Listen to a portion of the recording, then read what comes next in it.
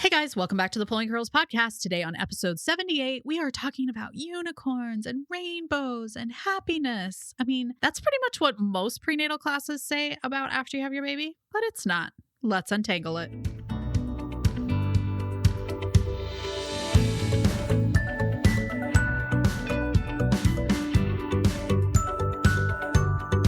Welcome to the Pulling Curls podcast. I'm Hillary, your curly-headed host on the podcast where we untangle everything from pregnancy, parenting, and home routines. I want you to know that there are no right answers for every family, and I find that simplifying my priorities is almost always the answer. It's tangled, just like my hair.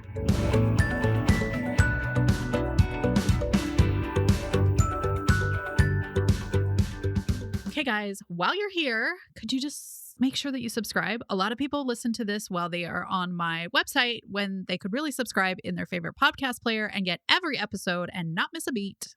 I'd love to have you with us. Okay, so after you have your baby, you're going to have your baby on a labor and delivery unit. And then usually you get transferred to another unit that's either called couplet care or mother baby or postpartum. Some places you have your baby and then you recover in the same room, but I'm finding that that isn't as frequent. Most often you move to a room, and honestly, I like it better because you're able to get a fresh, clean room. Your labor room isn't so fresh and clean at the end of a delivery. So it's kind of nice. And then on that unit, mother baby, postpartum, couplet care, whatever they call it, after baby, you can stay sometimes up to 4 days if you've had a C-section. Most moms stay 24 to 48 to 36 hours with a C-section, but some moms stay the whole 4 days. So you really are on that unit for quite some time. And a lot of times people have no idea what to expect because a lot of prenatal classes don't talk about it at all. So I think one of the most important things to realize is what you can get from that stay. And I'm not talking about diapers and tucks and all the things that they mention on TikTok that you can steal from that room. What I'm talking about is the expertise of these postpartum nurses. They are amazing. They know all about you, all about your baby. And I think a lot of times we kind of just brush that off, but we could be getting a whole lot more from them if we know how to use them while we're there for our stay. And they want to be used, especially for this kind of stuff. They want to be used. So I want to introduce today's guest. She has been working couplet care and nursery and some gynecology for the last 24 years. So she has tons of experience. I want to introduce my friend. We used to work together, Julie. This episode of the Pulling Curls podcast is sponsored by the online prenatal class for couples. It simplifies understanding labor so you can have a more relaxed pregnancy and birth taught by a highly experienced labor and delivery nurse and can be done wherever you are, whenever you want. No more arranging busy schedules to fit in a prenatal class. Save 15% with the coupon code UNTANGLED. You can find out more at pullingcurls.com in the menu under courses or in this episode's show notes. Hey, Julie, welcome to the Pulling Curls podcast. Hi. Yeah, Julie and I were coworkers. It's so fun. We were. All right. So let's jump right in. Postpartum. What is the biggest surprise you think people find when they come to the postpartum floor? The biggest surprise, I think it makes a difference if it's the first baby or second baby or third or fourth. I think the first baby, the biggest surprise that parents have is they don't realize how strong their newborn is. They can lift up their heads. They can, they have really strong legs. They are some strong little things. So, I think that's the first thing that parents are the biggest surprise they get. And then I think they also are surprised that now after labor and delivery, all of a sudden they just have one nurse. They were used to maybe a couple nurses in labor and delivery. So we take care of them both upstairs. Yeah. And right before we transfer them to you guys, they're being like sabotaged by nurses, and then you guys are the calm. Yes. Yes. So there's other words for the floor. There's postpartum, there's couplet, there's mother baby.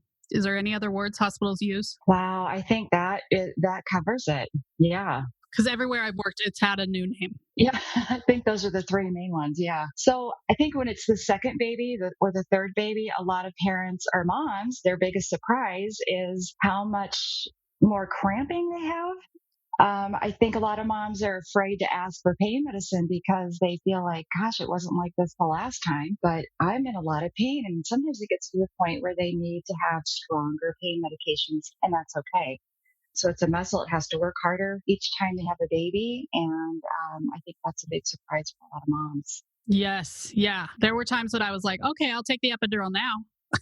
Yeah. Yep. So take the Motrin and take the stronger stuff too if you need it. That's going to help you get through. Yeah, because you still need to take care of your baby. And a lot of times they get those pains when they start to breastfeed, and we don't want you to not breastfeed because you're having cramping, because Exactly. it's also keeping you alive. So that's really important too. Yep. Yep. Happy mommy. Yeah. Okay, so how can moms best prepare for their time in the hospital after baby's born, like in advance? What could they do to prepare for it? Wow, there's so many things. So many things. Sometimes you prepare too much. So I think a big thing that parents can do is just be open. Be open to the possibilities. You may have your plan and your idea, and this is how it's going to go. But that all can change very, very quickly and at the last minute. So just kind of be open and go with the flow. And I think that's going to help the process a lot better. And then I think that's 100% too for labor and delivery. But I think a lot of people think postpartum is going to be, pretty like routine, but it's the same thing. You just have to go with the flow of what ends up happening, how the baby's doing, how breastfeeding's doing, cramping, all those kind of things. So that's such good advice. Yeah. I mean, also, so these babies sometimes they get jaundice. We don't expect that. Maybe parents don't know what it is, or they're not even thinking about that.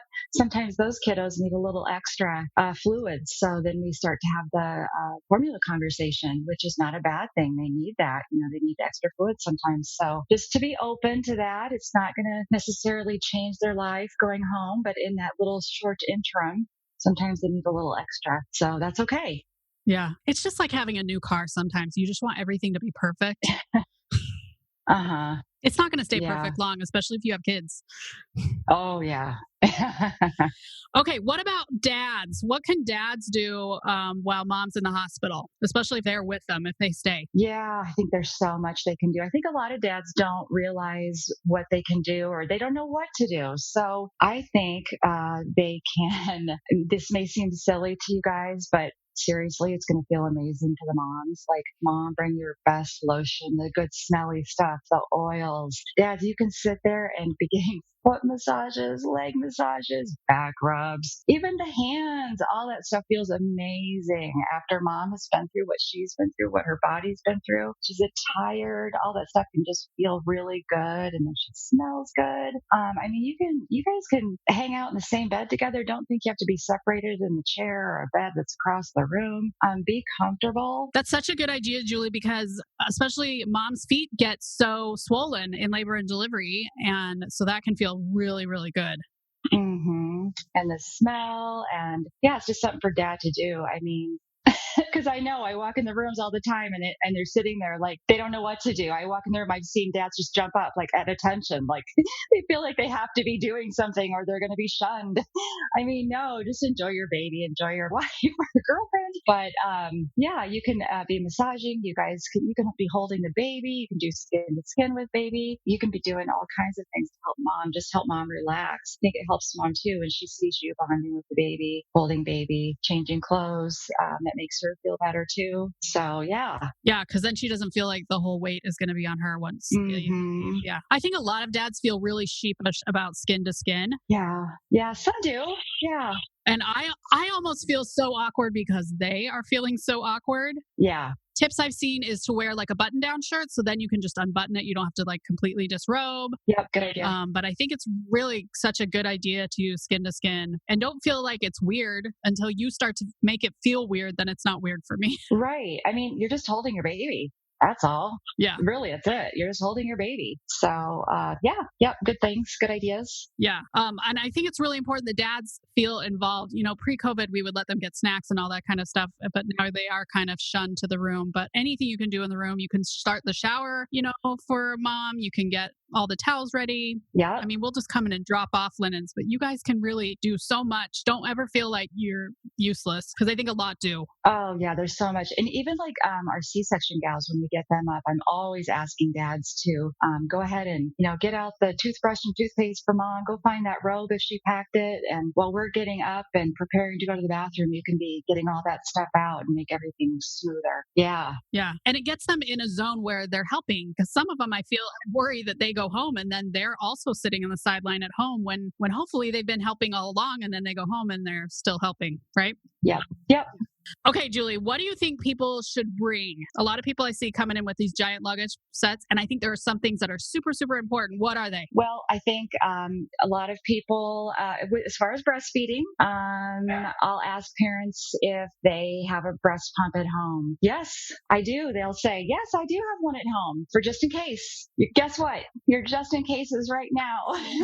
So it would be great if you would just pack it because you don't know. You might be on the postpartum unit 3 hours in and all of a sudden, and then now here you are, and a breast pump would be a great idea. So bring the breast pump, all the parts that go with it, bring your car seat in so you can start to play with it because I tell you what, those car seats, I think that's the one big hang up at discharge time is parents that are playing with the car seat and figuring it out. So you're in a hurry to go home, right?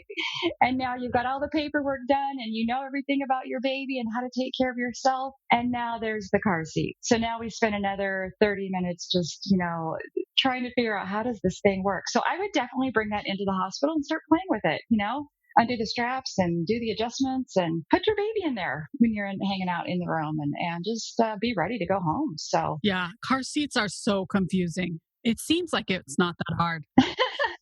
Yeah.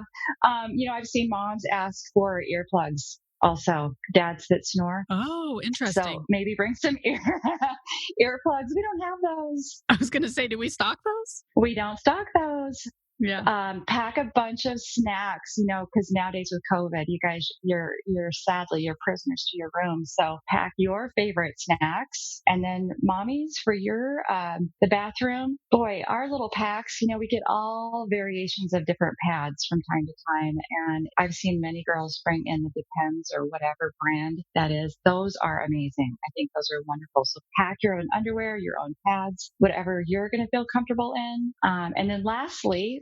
Sleep sacks for babies. So we teach that you don't want to swaddle your baby when you go home. So sleep sacks are approved, and if you like them, you have them, bring them in, and you can start using those right away with your newborn. Oh, that's such a good idea. And also sometimes all that stuff is a little more confusing than you think it could be. So having somebody around you to be like, oh no, you just stick them in like this, really helps. What about like those other swaddles? We say no swaddling. We say swaddling under the armpits, right? Yeah. So those are like just blankets. And I've heard people say the swaddles. When I hear a swaddle is a blanket. That's all it is. So the American Academy of Pediatrics does not approve of blankets, period, when you go home. So even though they may be big and you can wrap your baby in them, they don't approve those. So we do it here in the hospital, and that's just a temperature thing to help them stay warm. But the sleep sacks or the little whatever brand or name you want to call it, the units that have like Velcro on them, those are approved by the American Academy of Pediatrics. So bring those in, or I've seen them with the ties at the bottom. But those are the safe swaddles, I guess, that you can use when the baby's in the crib. Otherwise, you don't use anything. But they're not necessary, but they're approved. So if you've got them, bring them in. You can start using them. We can show you how to use them. So yeah. Yeah. And I was thinking also with breast pumps, a lot of times people were like, do you know what your flanges are at home? So just even bringing them in, even if you don't end up using it in the hospital, having it there so that lactation can give you any tips with that specific pump or making sure you have the right parts for your breast size, can save you time down the road. Yep, definitely. Use us. Yes. Yeah, just use us. We're here to help you. So don't feel like you can't ask us anything. We're there 24/7 for you, just the first 2 days, right? Right. And we're not going home with you. Thank goodness. Nope. You don't want us there and we don't want to be there. Hey, Julie, do you have a spot where parents can go for more information? Yes, I think that a website called healthychildren.org is a great website where parents can go to see where their babies should be developmentally. It's a great resource for them. Lots of questions or things that they might need to know about their baby. Go to healthychildren.org. It's a great website. Oh, nice. Because I think that probably wouldn't have all the bias that they may find other places, right? So just good information. Yeah, it's by the American Academy of Pediatrics. So those are the pediatric gods, right? that we go to. So there's lots of websites out there, but this is these are the pediatric gods. So they refer us then to the parents for healthychildren.org, and it's really good. Yeah. Okay. Awesome. Okay. Any other tips for moms and dads after baby's born? Oh gosh. Boy, just take turns napping. I think that's a big one too. So get on a schedule, maybe start talking about that before you come to the hospital. It's exhausting but fun. So yeah, get a plan, take turns napping. So yeah. That's such good advice. And, moms could pump, dads can feed. I think dads get a lot of joy from feeding a bottle, and it can be whatever you decide to put in it. There's lots of options. Yep. Yeah. All right. Such good advice for dads today, Julie. I really appreciate you coming on. I think people are going to be a lot more prepared for after baby, because I think we talk a lot about what'll happen right up until baby's born. And then I feel like every postpartum or every prenatal class I ever went to was just like, and then it's just sunshine and rainbows. Yeah, right. No, it's reality check now. Yeah. Yep. All right. Thanks for coming on, Julie. Thanks. Bye.